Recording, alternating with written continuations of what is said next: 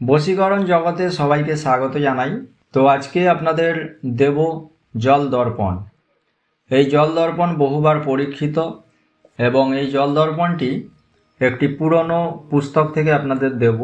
যে পুস্তক থেকে আপনাদের এই জল দর্পণ বিদ্যাটি দেব, এই পুস্তকটি আমার কাছে ছিল এবং এই পুস্তকের যতগুলো বিদ্যা ছিল সবই পরীক্ষিত, কিন্তু এই পুস্তকটি পুরোপুরি প্রায় নষ্ট হয়ে যাবার মতো।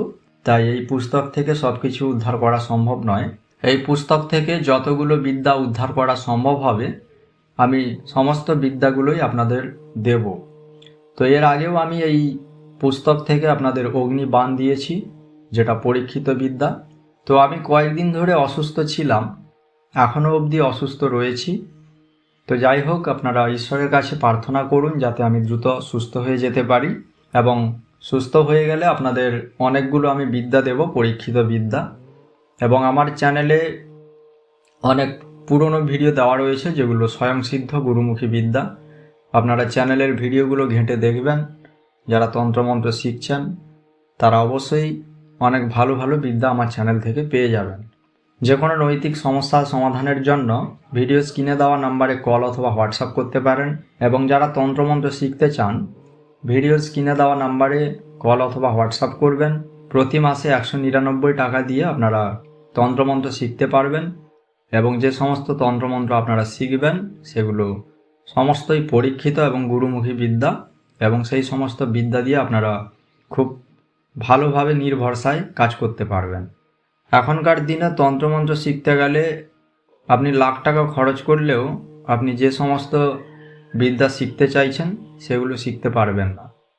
কারণ এই দুনিয়াতে বহু গুরু রয়েছে, সবার কাছে সমস্ত বিদ্যা থাকে না, এবং অনেকের কাছে থাকলেও তারা দিতে চায় না। তো যাই হোক, জগৎ কল্যাণের জন্য আমি এই গ্রুপটি তৈরি করেছি, এবং সেই গ্রুপের মাধ্যমে শেখানো হচ্ছে প্রতি মাসে মাত্র 199 টাকায়। তো যাই হোক, আসুন এখন আমি যে পুস্তক থেকে আপনাদের জল দর্পণ দেব, সেই পুস্তকের যে পৃষ্ঠাটি আমার কাছে রয়েছে তার ছবি তোলা রয়েছে। সেই পুস্তকের আমি ছবিটি আপনাদের দিয়ে দেব এবং মন্ত্র স্ক্রিনে লিখে দেব, এবং সম্পূর্ণ নিয়ম বলে দিচ্ছি, আপনারা শুনে নিন। একটি নতুন মাটির কলসিতে প্রতিষ্ঠিত পুষ্করিণীর জল। এখানে পুষ্করিণী বলতে পুকুরগুলোকে বলা হয়। আমরা যেগুলোকে পুকুর বলে থাকি সেগুলোই হচ্ছে পুষ্করিণী। প্রতিষ্ঠিত বলতে যে পুকুরকে পুজো করে ব্রাহ্মণ দ্বারা প্রতিষ্ঠা করা হয়েছে সেটি হচ্ছে প্রতিষ্ঠিত পুকুর। তো একটি নতুন মাটির কলসিতে প্রতিষ্ঠিত পুষ্করিণীর জল নেবেন এবং এক মুঠো তিল নেবেন। তিল নিয়ে ভিডিও স্ক্রিনে যে মন্ত্রটি দেওয়া হবে এই মন্ত্রটি 3 বার পাঠ করে ওই তিলগুলো কলসিতে নিক্ষেপ করবেন। যেভাবে নিক্ষেপ করা হয় সেই নিয়মে নিক্ষেপ করবেন। নিক্ষেপ করার পর ভূত বা ডাইনিগ্রস্ত রোগীকে এক চক্ষু মুদ্রিত করে, অর্থাৎ এক চোখ বন্ধ করে অপর চোখ দিয়ে ওই কলসির জলের দিকে রোগীকে তাকিয়ে থাকতে বলবেন।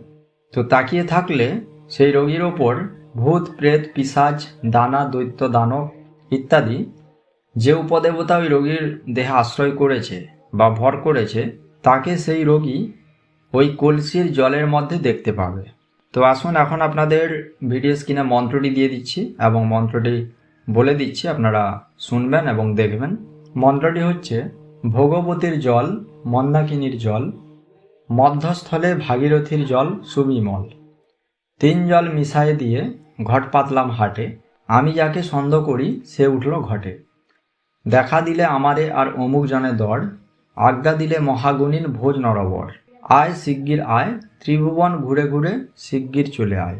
মন্ত্রটি 3 বার বলে সেই এক মুঠো তিলকে অভিমন্ত্রিত করবেন, এবং সেই তিল মাটির কলসিতে যে প্রতিষ্ঠিত পুষ্করিণীর জল নিয়ে এসেছেন ওই কলসির জলে সেই অভিমন্ত্রিত করা তিল নিক্ষেপ করবেন। নিক্ষেপ করার পরে ভূত প্রেত গ্রস্ত যে রোগী তাকে বলবেন এক চোখ বন্ধ করে ওই কলসির জলের দিকে দৃষ্টিপাত করতে। তো কিছুক্ষণ দৃষ্টিপাত করলেই সে সমস্ত কিছু দেখতে পাবে, এবং যদি কিছু না দেখতে পায় তাহলে বুঝবেন তার উপর কোনো ভূত প্রেত, পিশাচ, দানা বা দানব কোনো উপদেবতা ভর করেনি, তার আলাদা কোনো সমস্যা রয়েছে। তো আশা করি আপনারা ভিডিওর সম্পূর্ণ অংশ বুঝতে পেরেছেন। কোনো অংশ বুঝতে অসুবিধা হলে আপনারা কমেন্ট করতে পারেন অথবা আমার নাম্বারে কল করে আমার থেকে জেনে নিতে পারেন।